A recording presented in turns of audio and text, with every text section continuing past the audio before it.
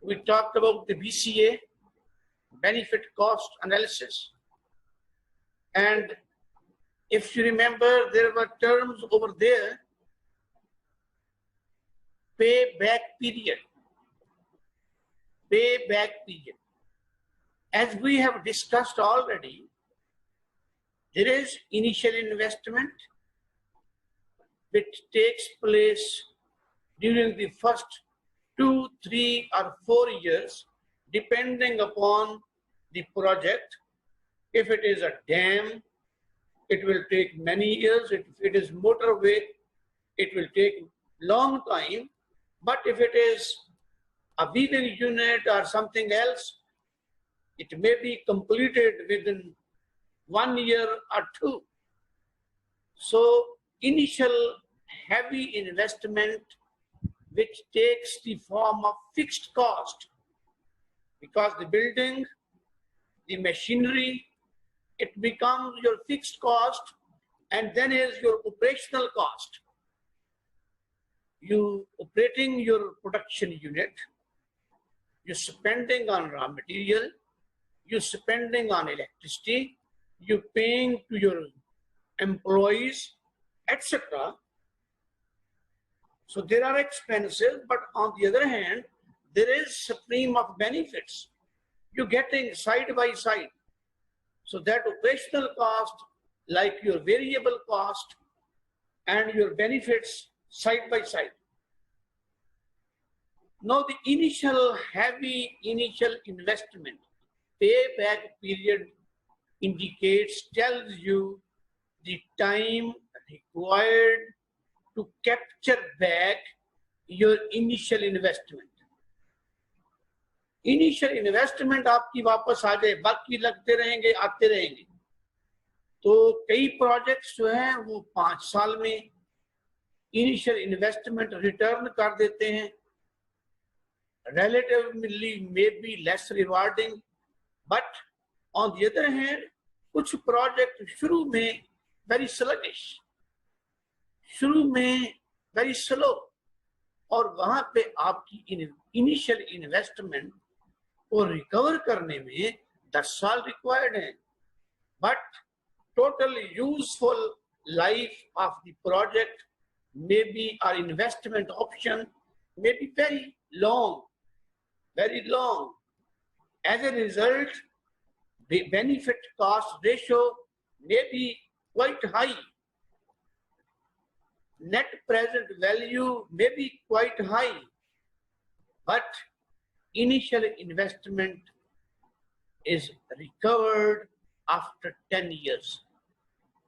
There are investors, some investors are short-sighted. They want early recovery. They say we don't have that long time for one or the other reason.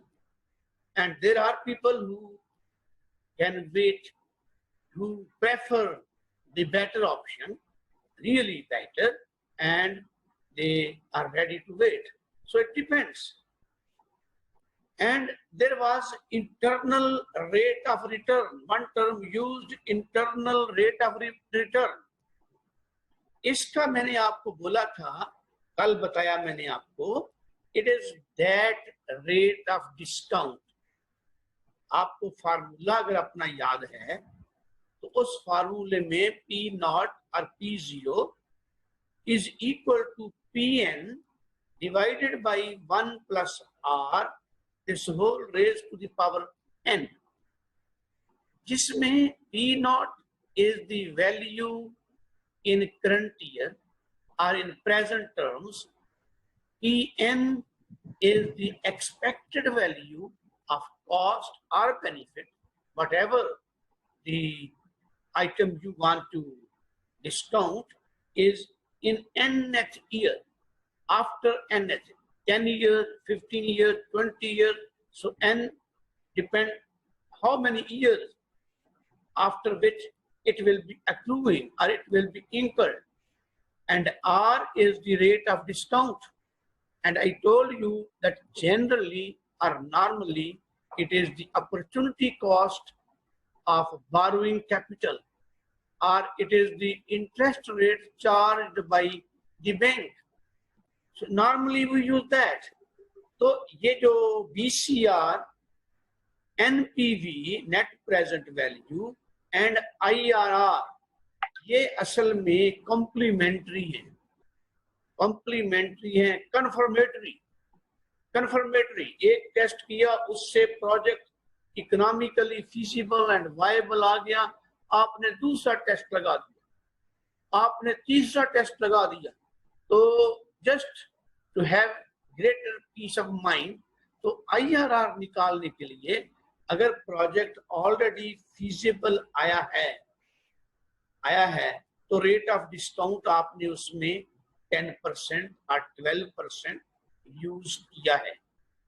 वो करके ही आपने discounted values निकाली हैं benefits की और cost, और अब उसको थोड़ा बढ़ाओ, रेट ऑफ डिस्काउंट को बढ़ाओ, बढ़ाते बढ़ाते हत्ता के वो अगर आप ज्यादा हाई रखेंगे तो BCR may fall below 1 और NPV becomes negative।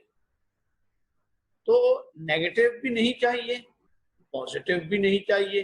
तो it mean you need to try hit and trial method, different discount rates you can use, and ultimately you will achieve the point where your NPV will become zero.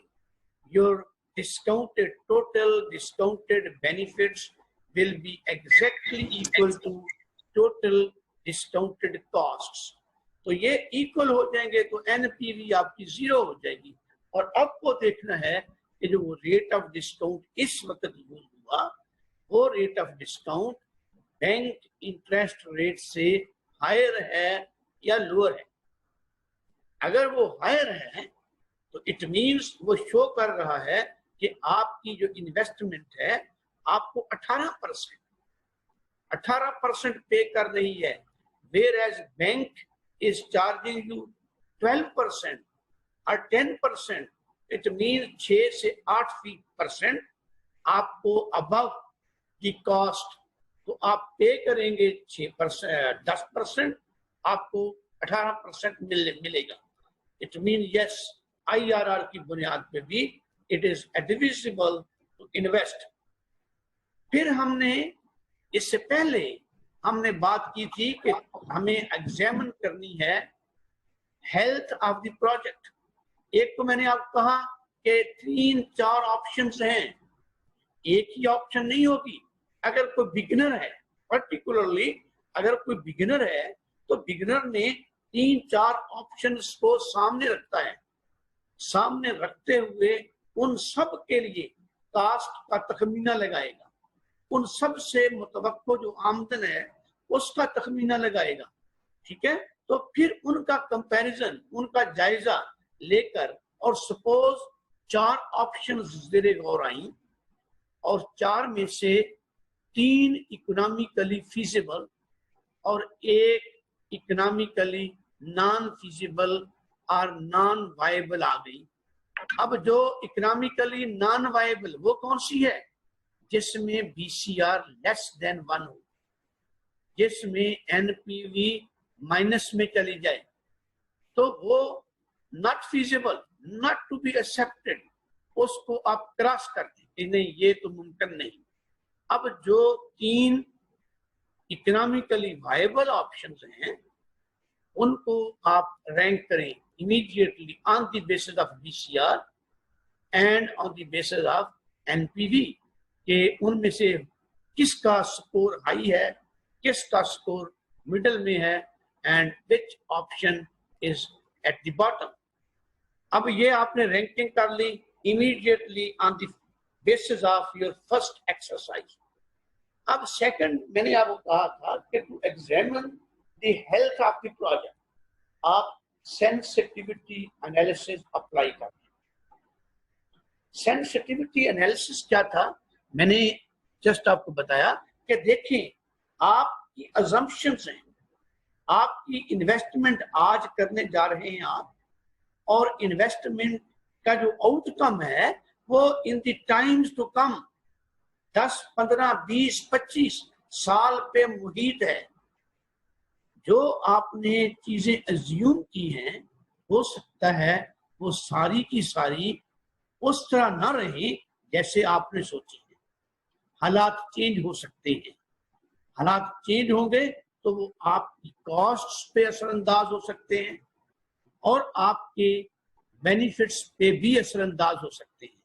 तो मैंने कहा कि उसमें assume कर ले पहले कि सपोज आवर कॉस्ट एस्केलेट, जैसे बिजली की कीमत आए दिन बढ़ जाती है, जैसे गवर्नमेंट हर साल मजदूर की तनख्वाह में 1000-2000 का इजाफा कर देती है, मिनिमम वेज लेजिस्लेशन, तो आपको अपने एम्प्लॉइज की तनख्वाहें बढ़ानी पड़ती हैं। तो आप तनख्वाहें बढ़ाते हैं तो आपकी कॉस्ट बढ़ जाएगी, या तो पहले ही आपने ये इंक्लूड किया हो ये भी तनख्वाहें बढ़ेगी, लेकिन जो भी आपने इंक्लूड किया उससे अगर बढ़ जाए, अगर उससे मजीद बढ़ जाए, कंपटीशन बढ़ जाए, आपका स्किलफुल जो एम्प्लॉई है वो इनडिफरेंट हो जाए आपकी फर्म को छोड़कर दूसरी तरफ, क्योंकि competing firm is offering him और हर 50% हायर सैलरी, तो आपके ये जहन में नहीं था, तो आपको रिटेन करने के लिए अपने 2 एम्प्लॉइज की सैलरी यकदम बढ़ाना पड़ेगी। तो ऐसे ही रॉ मटेरियल महंगा हो सकता है तो आपकी कॉस्ट में एस्केलेट। तो आप एज्यूम करें nothing else, just your cost in every year increases by 5% and by 10%। 2 scenarios, जैसे आप स्टैटिस्टिकली सिग्निफिकेंट देखते हैं अल्फा इज इक्वल टू 0.05, 0.01, 0.1, तो डिफरेंट लेवल ऑफ सिग्निफिकेंस पे आप कहते हैं कि जनाब ये मेरा नल हाइपोथेसिस, इतने पे रिजेक्ट, इतने पे एक्सेप्ट। तो ऐसे ही यहाँ पे आप डिफरेंट सिनेरियो 5%, 10% एंड इवन 15% भी आप कास्ट बढ़ा सकते हैं। बढ़ाकर no change in output, no change in benefits, तो आप फिर देखें व्हाट हैपेंस टू, यकीनन बीसीआर पहले से कम होगी, पहले से कम होगी, लेकिन अगर बीसीआर फिर भी आपने कास्ट बढ़ा दी 15% तक बढ़ने के बावजूद, अगर आपकी बीसीआर 1 से ऊपर रही तो it means your investment option is strong, healthy, your project is healthy, it can absorb shock. दूसरी तरफ कि आप अपना जो आउटपुट है, आउटपुट में 5% आपकी तवक्को से 5% कमी वाक़ई हो जाए, 10% कमी वाक़ई हो जाए, तो ये कई दफा हो जाता है। अचानक power cuts, unplanned unexpected load shedding की वजह से आपकी मशीनें बंद हो जाएं, आपके ट्रांसफार्मर खराब होने से रिपीटेड जो उसमें गड़बड़ आ जाए, खराबी हो जाए, उससे आपका आउटपुट गिर जाए, आपके टेक्निकल स्टाफ किसी की बीमार होने की वजह से, किसी कोई उसकी एक्सीडेंटल इंजरी की वजह से आपका प्रोडक्शन सिस्टम मुतासर हो जाए, तो your production, your output can fall by 5%, by 10%, or because of market fluctuations, new rivals enter into the market और उनसे मुकाबले की वजह से आपको प्राइस रिड्यूस करनी पड़ती है। प्राइस रिड्यूस करने की वजह से आपका रेवेन्यू आपकी तवक्को से जो आपने प्लान किया उससे नीचे आ जाता है। Now your benefits decrease. So either you increase your cost को increase करना है, बेनिफिट्स को डिक्रीज। क्यों? अगर बेनिफिट्स बढ़ जाएंगे, आपकी तवक्को से बढ़ेंगे, तो फिर तो खतरे वाली कोई बात नहीं है, फिर तो आपकी जो इन्वेस्टमेंट है वो और ज्यादा हसीन, ज्यादा अट्रैक्टिव हो जाएगी। लेकिन खतरे की बात तभी होगी कि अगर आपका आउटपुट कम हो जाए। फॉर इंस्टेंस कल हमने बात की थी डेयरी फार्म की। डेयरी फार्म आपने 100 डेयरी एनिमल्स रखे हैं, रखने का प्लान किया है, और 100 एनिमल्स जो है उनका जो मिल्क, मंथली मिल्क 100 एनिमल का 100 लीटर, 1 लीटर जस्ट एक जानवर, कोई अमाउंट नहीं है, लीटर पर एनिमल और 100 लीटर हो जाएगा। अगर 100 लीटर महाना तो साल का 1200 लीटर दूध की कमी आ जाएगी। तो ये कमी आने से अभी आपकी रेवेन्यू में कमी आ जाएगी। अगर उस 1 लीटर की बजाय 2 लीटर कम हो जाए तो ड्रास्टिक रिडक्शन वाकई होगी। तो इस तरीके से reduce your output and your revenue, expected revenue by 5%, by 10%, and even by 15%. And again see what happens to BCR, what happens to NPV, what happens to IRR. अगर ये शॉक्स आपने दिए हैं, अगर ये शॉक्स देने के बावजूद आपका प्रोजेक्ट, प्लान्ड प्रोजेक्ट, आपकी इन्वेस्टमेंट ऑप्शन जो ज़ेरे गौर है, it remains economically viable, it remains economically feasible, and it remains advisable to invest. It means कि आपका जो इन्वेस्टमेंट ऑप्शन है वो हेल्दी है, वो स्ट्रॉन्ग है, वो छोटे छोटे शॉक्स जो है वो एब्जॉर्ब करने की सलाहियत रखती है। जो फॉर इंस्टेंस सोसाइटी के अंदर कुछ लोग हैं well build, expose to natural environment में फिरते हैं, वेल बिल्ड हैं, और वो खुराक बैलेंस्ड डाइट। तो थोड़ी ठंड पड़ने से, अचानक ठंडी हवा आने से, अचानक टेम्परेचर 2 डिग्री हाई होने से उनकी सेहत पे कोई सिग्निफिकेंट असरात नहीं होते।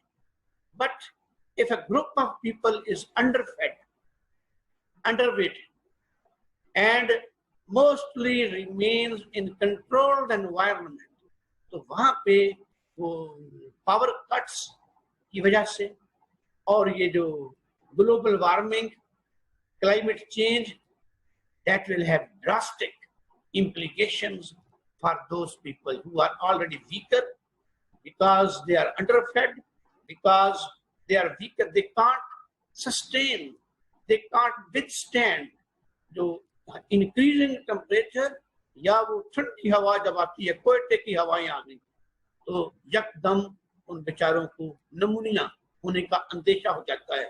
तो ऐसे ही आपने अपने इन्वेस्टमेंट ऑप्शन को देखना है कि शॉक देकर, कि शॉक लगने से वो शॉक एब्जॉर्ब कर लिया, वो निकल गई उस टेस्ट से, या उसमें वो नॉट फीजिबल डिक्लेयर हो गई। तो देन यू फाइनली डिसाइड कि किसमें आपको इन्वेस्ट करना है। Any question here? अभी वकास, हुज़ैफा, जैन, शमस, ये नाम तो इतने आ रहे हैं, बोलने वाला कोई भी नहीं। हमजा,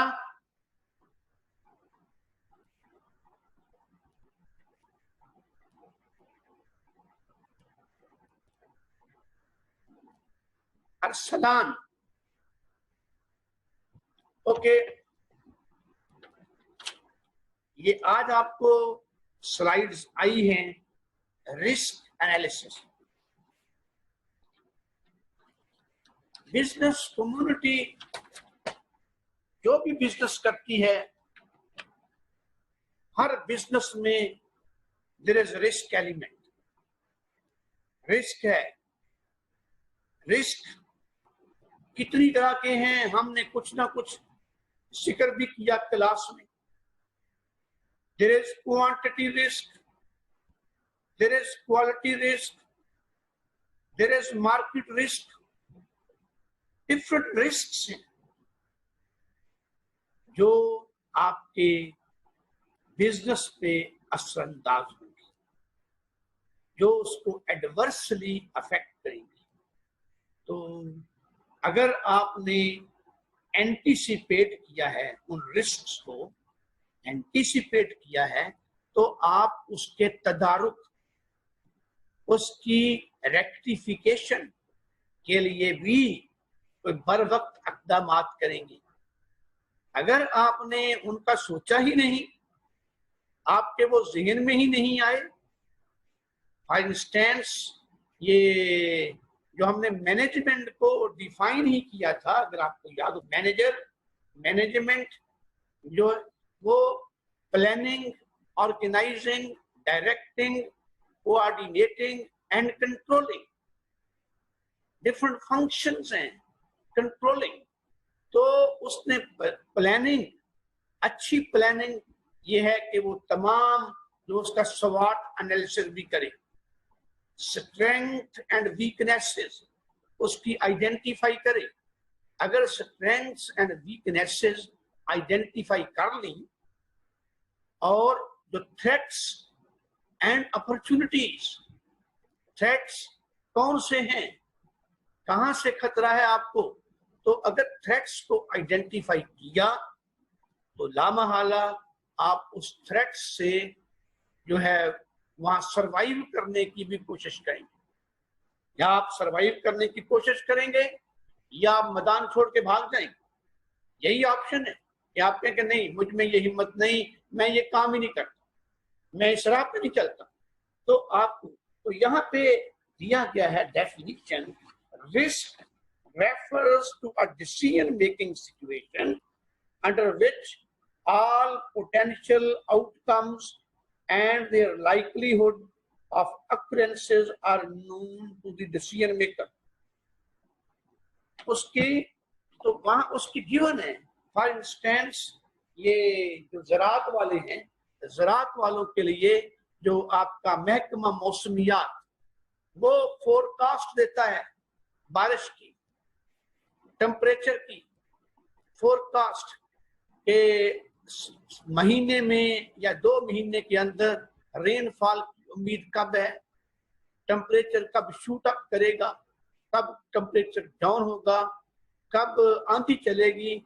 तो so that farmers can make adjustment, they can take necessary steps कि उनकी फसलों की क्या वहां पोजीशन होगी, अगर बारिश होनी है तो बारिश से क्या नुकसानात होने का इम्कान है।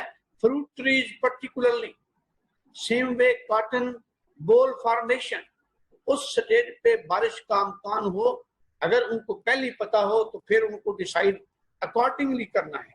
तो अगर उनको पता ही नहीं, लेकिन 9/11 किसी के ज़हन में नहीं था 9/11 होगा, ये अर्थक्वेक ऑफ 2005 जिसने massive destruction in Balakot, in KPK, ये बालाई एरिया में दी, इनमें हुई, तो ये किसी के ज़हन में नहीं था। वहां पे होटल, वहां पे अदर बिजनेस, वहां पे इंफ्रास्ट्रक्चर सारा तहबाला हो गया। दैट इज अनसर्टेनिटी, जिसकी जो प्रोबेबिलिटी है उसका कोई इल्म नहीं होता। Risk analysis, a process that helps identify and assess potential threats। तो एक आपने आइडेंटिफाई करना है, आइडेंटिफाई करना है पोटेंशियल रिस्क जो थ्रेट है, आइडेंटिफाई। फॉर इंस्टेंस ये इंडिया की तरफ से जो पानी छोड़ने की, एक वो पानी छोड़ता है, उससे सैलाब आने का इम्कान होता है, और जब सैलाब आता है तो सिर्फ ज़राअत उससे अफेक्ट नहीं होती, आपकी मोटरवे, आपकी रोड्स, आपकी ट्रांसपोर्टेशन, और आपका जो अगर जहाँ जो शहर रास्ते में आते हैं, आबादियां, वो सारी आबादियां वो अफेक्ट होती हैं। उनको नकल मकानी, उनके मकानों में पानी खड़ा होता है तो वो मकान कोलैप्स कर जाते हैं, बस्तियां कोलैप्स होती हैं। तो ये थ्रेट इंडिया की तरफ से होता है। तो उसके बारे में तो आप असेस करें कि क्या पोजीशन है दरियाओं में पानी की, हमारे इंडिया के साथ तल्लुकात कैसे जा रहे हैं, उनकी अग्रेसिव स्ट्रेटजी है या वो दबे हुए हैं, और फिर आपने उसको रोकना है या उसका मुकाबला करना है। तो दिस इज व्हाट यू से आइडेंटिफाई, असेस पोटेंशियल थ्रेट्स, फिर इंडिया की तरफ से aggression, cross border aggression. India के साथ पाकिस्तान की कई वार्स हो चुकी हैं, यू आर अवेयर। 65, 71 ये दो ज्यादा मशहूर, उससे पहले 56 के करीब भी जो हुई, तो उसमें वार के नतीजे में 2-4 दिन की जो वार है उसमें जो जहाज आपके फाइटर एरोप्लेन्स अगर आपका गिरता है तो एक एरोप्लेन आपके मिलियंस ऑफ जो सिटीजन्स हैं उनकी का नाश्ता छीन लेता है, मिलियंस ऑफ। फिर आपकी फैक्ट्रियों की जो कमाई है आपने साल भर में की, वो 1-2 एरोप्लेन तबाह होने से वो सारी जाया हो जाती है। और ऐसे ही अगर उनकी बमबारी की वजह से आपका इंफ्रास्ट्रक्चर, आपके की पॉइंट्स वो अगर डिस्टर्ब हो जाते हैं, that is a separate story. उसके जो कॉन्सिक्वेंसेस हैं वो इंतहाई भयानक हो सकते हैं। तो you have to make assessment of the potential threats that could affect the success of a business or project, includes means to measure। ये जो थ्रेट आपको नजर आ रहा है उस थ्रेट से आपकी प्रोडक्शन, आपका आउटपुट इंडस्ट्री का हो, आपकी जो है न्यूक्लियर एनर्जी, आप वहां से हाइड्रो इलेक्ट्रिसिटी है, आपकी न्यूक्लियर सोर्स से आप इलेक्ट्रिसिटी जनरेट कर रहे हो, या फिर तो वो कितने, उसका मैग्नीट्यूड क्या होगा। अगर वो थ्रेट है तो how much, to what extent you expect to be affected। measure to mitigate means to measure, mitigate, तो उसके इफेक्ट को reduce कैसे करना है, reduce and control risk effectively, और उसका तदारक सद्देबाब, an essential tool when the work involves threats and risks। तो ये रिस्क एनालिसिस आपका मेडिकल सेक्टर में भी, फूड बेवरेजेस, ट्रांसपोर्टेशन। अब आप देखते हैं ट्रांसपोर्टेशन के अंदर कई दफा एक्सीडेंट्स, ये आपके ऑयल टैंकर्स जा रहे हैं, अक्सर ऑयल टैंकर उल्ट जाता है, रिस्क उल्ट जाता है और उससे थाउजेंड्स ऑफ लीटर वो पेट्रोल वो वहां पे बह जाता है। तो वो इटसेल्फ, वो कंपनी के लिए और लोगों के लिए, जैसे वो साल पहले दो हमारे वहां 100 so many people got burned in the fire caused by as a result of this oil tanker। तो वहां पे आग लगने से कितनी जानों का ज़िया हुआ। तो ये थ्रेट्स हैं। Many companies have established risk management function। तो उन्होंने जो समझदार बड़ी कंपनीज है, ये डिपेंड करता है, छोटी छोटी कंपनियों के बस की बात नहीं है। जैसे मार्केट रिसर्च जो है वो छोटी कंपनी बस अंदाजे लगाएगी, लेकिन जो बड़ी कंपनीज हैं उनके स्पेशल रिसर्च विंग है, रिसर्च एंड डेवलपमेंट विंग है, उनकी बजट एलोकेशन है, वो इनोवेटरी आइडियाज लेके ताकि लीड करें in the market against their competitors.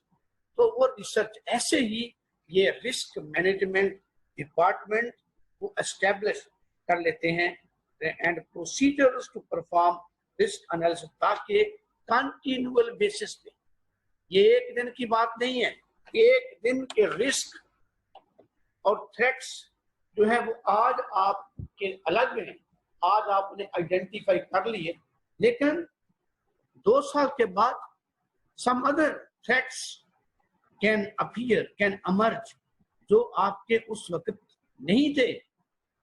For instance ये कोरोना आज है, कोरोना 2018 में कहीं नहीं था, 2019 के भी मिड में या इवन एंड तक कहीं उसका नामो निशान नहीं था, लेकिन 2020 के अंदर अचानक इस कोरोना वायरस ने पूरी दुनिया को जो है वो किस तरीके से वो डिस्ट्रॉय किया और उसको अफेक्ट किया, बैडली अफेक्ट किया है।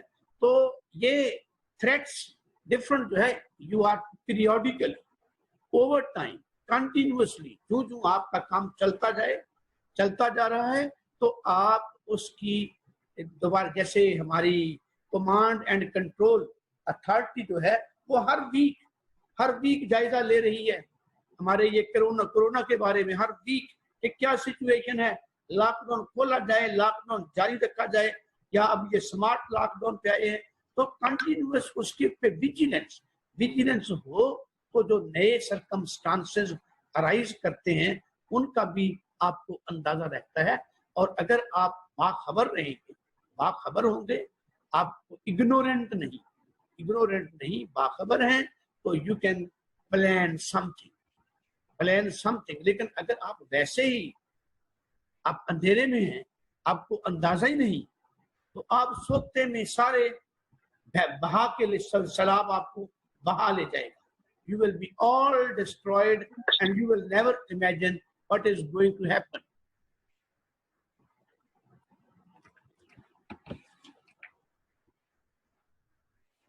तो ये जो फर्म मैंने कहा, डिफरेंट फर्म्स कैन एस्टेब्लिश, तो उनका जो डिपार्टमेंट्स है वो फाइनेंशियल स्टेबिलिटी, अपनी financial feasibility of an investment, impact of new government policies, ये गवर्नमेंट्स चेंज होती हैं।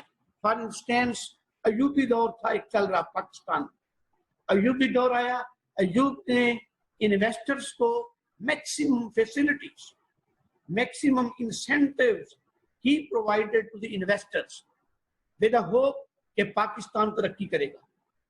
लेकिन जब भुट्टो की गवर्नमेंट आई, तो भुट्टो ने who came with a slogan of socialism, तो उसने बहुत सारी इंडस्ट्रीज को, इवन स्कूलों और कॉलेजों को, बैंकों को नेशनलाइज कर लिया। Nationalisation, confiscating the ownership, private ownership उनकी खत्म करके उनको सरकारी कब्जे में ले लिया। और जब सरकारी कब्जे में नेशनलाइज की गई, तो जो नए इन्वेस्टर थे, जो एक्सपेंड करना चाह रहे थे अपने प्रोडक्शन सिस्टम को, दे वर रिलक्टेंट कि जी नहीं, यहाँ तो फिर वो they took their capital away to Bangladesh, to middle east, and they made investment over there. तो जो पाकिस्तान में एम्प्लॉयमेंट भी जनरेट होनी थी वो बाहर चली गई। लेकिन फिर जियाउल हक की गवर्नमेंट आई, जियाउल हक ने प्राइवेटाइजेशन, वो दोबारा डी नेशनलाइजेशन पहले शुरू की, डी नेशनलाइजेशन, जो नेशनलाइज्ड यूनिट्स थे उनको उसने एक बनाई पॉलिसी कि उनके पुराने जो ओनर्स हैं उनको कहा जाए कि भाई आ जाओ अपने यूनिट्स को दोबारा संभाल लो। तो that was D nationalisation, nationalised को डी नेशनलाइज किया गया। ओके, ये स्लाइड 8 है बेनिफिट्स, रिस्क एनालिसिस के benefits, saves time and money. अगर आपने पहले ही कर लिया, अगर कोई इन्वेस्टमेंट ऑप्शन है उसमें पहले ही बहुत थ्रेट्स हैं, बहुत उसमें आपको है रिस्क्स हैं, और आप समझते हैं कि उन रिस्क्स को से बचने के लिए you need much investment, much spending, और जिससे आपका प्रोजेक्ट जो है या इन्वेस्टमेंट ऑप्शन वो चार्मिंग ही नहीं रहती, तो you can decide not to go for that. नहीं, उस शोर को छोड़ा हमने, जिस शोर में शर देखा कि इसमें इतने ज्यादा खतरात, इतने ज्यादा, लेकिन खतरात कई दफा आपका कोई नाराज एम्प्लॉय आपकी फैक्ट्री में आग लगा देता है। ये आतिशज़दगी के वाकयात आए दिन नजर आते हैं मार्केटों में, दुकानों में, टिम्बर मार्केट में सारी लकड़ी जल गई। ऐसी फैक्ट्रियों में कई दफा मालिक खुद लगाता है और कई दफा कोई मुलाजिम, या वो कह देते शॉर्ट सर्किट की वजह से तो लग सकती है मिसहैप। अगर मिसहैप हो गया ये, और उसके अंदर करोड़ों का सामान है और करोड़ों का सामान जल गया, who will be responsible for that? कौन होगा? ये आग तो जाते हैं ना, ये आग दुनिया में कई दफा लगती है। तो आप अगर फैक्ट्री बना रहे हैं, आप भी ज़हन में ये रखें, अगेन आपका वो जलजले से जलजले आ जाते हैं, बिल्डिंग कोलैप्स हो जाए, व्हाट विल हैपन। ये चीजें ज़हन में रखते हुए लोग आगे ये आएगा, तो ये saves time and money, reduces the level of uncertainty। कि आपने बहुत सारी चीजों को पहले गैस कर लिया, और वो गैस कैसे होंगी? एक्सपर्ट्स के जिनको आपने देखा है माजी में ये काम करते हुए, उनसे आप डिस्कस करें, उनसे रहनुमाई लेंगे, या फेल स्टोरीज वो इकट्ठी करें और उनका जायजा लें कि ये डिफरेंट जो इन्वेस्टमेंट ऑप्शंस ये फेल क्यों, इनके राह में रुकावट क्या बनी, तो आइडेंटिफाई, वो आपको भी उनमें से कुछ फैक्टर्स आपको भी रुकावट के तौर पे मिलेंगी, तो आपको अंदाजा हो जाएगा कि किस तरह की मुश्किलात। Decreases the impact of negative events.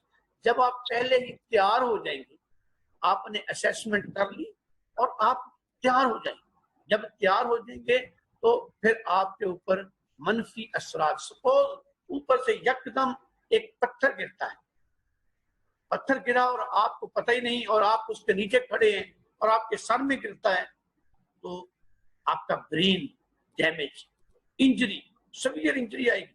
लेकिन अगर आपको पता चल गया और आप उस पत्थर को even you can try to hold in your hand, कम से कम आपके ब्रेन पे, सर पे हेड इंजरी नहीं आएगी, आप परे हट जाएंगे, उससे परे हट जाएंगे, शायद कोई और थोड़ी चोट लगे, लेकिन जो बड़ी चोट से आप बच जाएंगे। That is decrease the impact of negative events, improves project control, तो उसको रेक्टिफिकेशन आसान होती, क्योंकि आपने well in time, before time जायजा लिया, माइंड बनाया, उसकी इंटेंसिटी का भी अंदाजा लगा लिया, तो अब उसको रोकने में, रेक्टिफाई करने में आपको आसानी होगी। Improves organisational learning. Stages in risk analysis. Stages क्या है? सबसे पहले तो आइडेंटिफिकेशन, पहले तो आइडेंटिफाई है, सैलाब का खतरा है या आग से ज्यादा खतरा है, ज्यादा फ्रीक्वेंटली जो लॉस हुआ है डिफरेंट फर्म्स को, किस चीज से हुआ है? अर्थक्वेक से है या चेंजेस इन गवर्नमेंट पॉलिसीज, मैंने तो कौन सी है? आइडेंटिफिकेशन, रिस्क असेसमेंट, आइडेंटिफाई कर लिया, जब आइडेंटिफाई करने के बाद उसको मैग्नीट्यूड टैग्स आप असाइन करते हैं कि जनाब इसकी शिद्दत इतनी होगी, इससे जो मुमकिन लॉस इफेक्ट हमारी प्रोडक्शन पे, हमारे रेवेन्यू पे इतना तकरीबन वो लॉस होगा।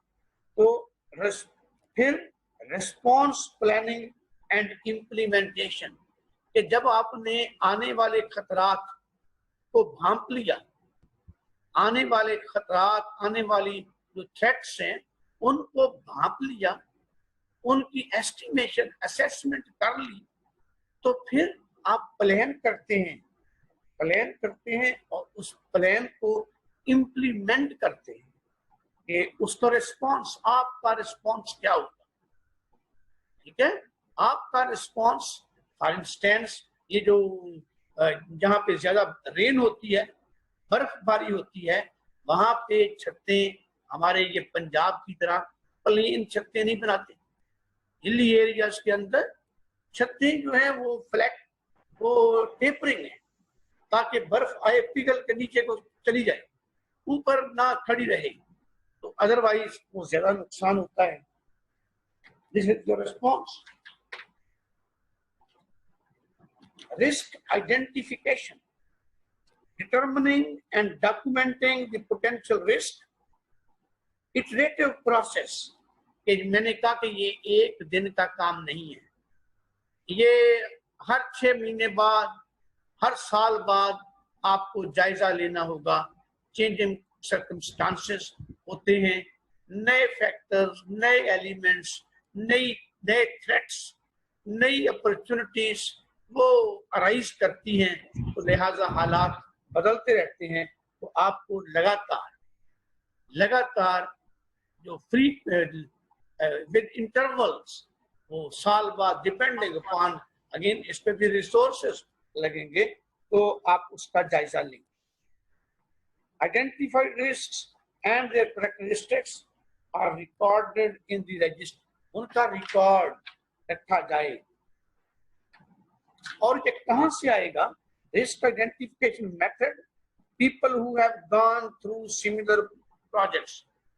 जो आप बिजनेस लाइन में इंटरेस्ट है, आपकी डेयरी फार्म में है, आपकी फीडिंग यूनिट में है, आपकी स्टिचिंग यूनिट में है, तो जो लोग पहले से स्टिचिंग यूनिट रन कर रहे हैं, जो लोग पहले से डेयरी फार्म चला रहे हैं, उन लोगों के तजर्बात, उनसे पूछें कि भाई यार please guide me which were the crucial factors which disturb you.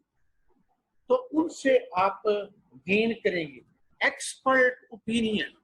Engineers, in case of textile for instance, तो यूनिवर्सिटी ऑफ टेक्सटाइल इंजीनियरिंग, ये NTU, वहाँ पे एक्सपर्ट बैठे होंगे, या डिफरेंट टेक्सटाइल यूनिट्स के अंदर उनके एक्सपीरियंस लोग, टेक्निकल लोग, उनसे you can take guidance and opinion. Failure history analysis, कई आपको यूनिट्स नजर आएंगे कि बड़े जोशो खरोश के साथ शुरू किए गए, लेकिन कुछ देर के बाद वो वाइंड अप कर दिए। तो उनकी फेल्यूर हिस्ट्री, उनका तो पता ढूंढें, ट्रेस आउट करें कि व्हाट वर द प्रोहिबिटिंग और डिप्रेसिंग फैक्टर्स, जिनकी वजह से उनको अपना रास्ता बदलना पड़ा, उनको रास्ते में छोड़कर बैक गियर लगाना पड़ा। तो इससे you get enlighten and that will help you. SWOT analysis, strengths, आपकी strengths क्या हैं?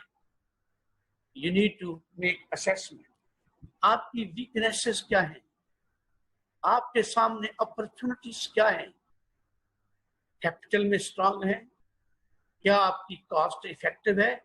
आपकी डिक्रीजिंग कॉस्ट यूनिट है, उसमें आप स्ट्रांग है, आप compete कर सकते हैं बाई कटिंग योर प्राइसेस, या क्या है आपकी? तो फिर अपॉर्चुनिटीज एंड थ्रेट्स।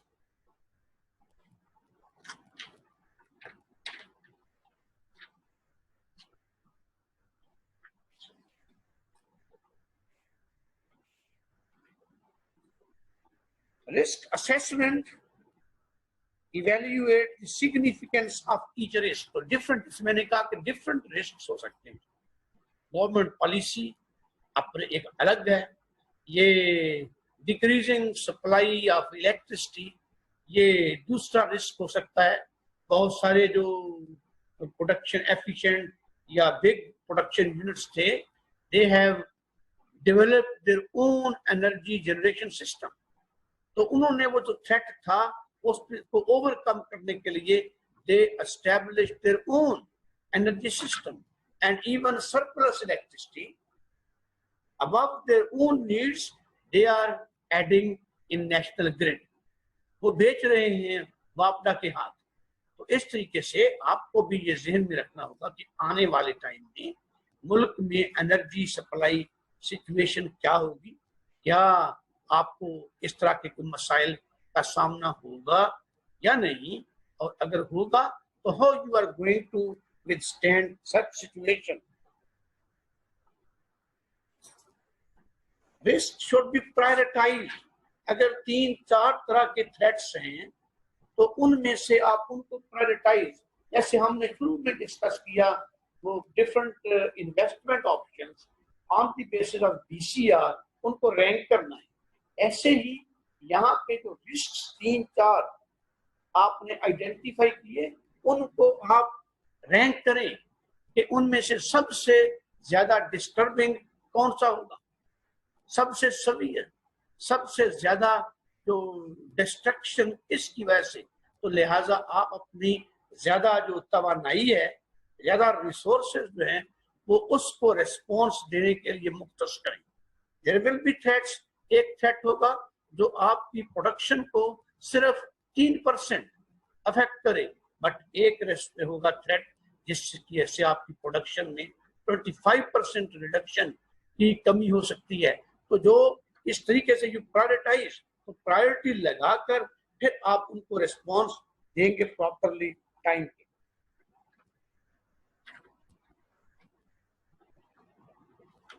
हाँ भाई नौजवानों, girls and boys, everybody happy?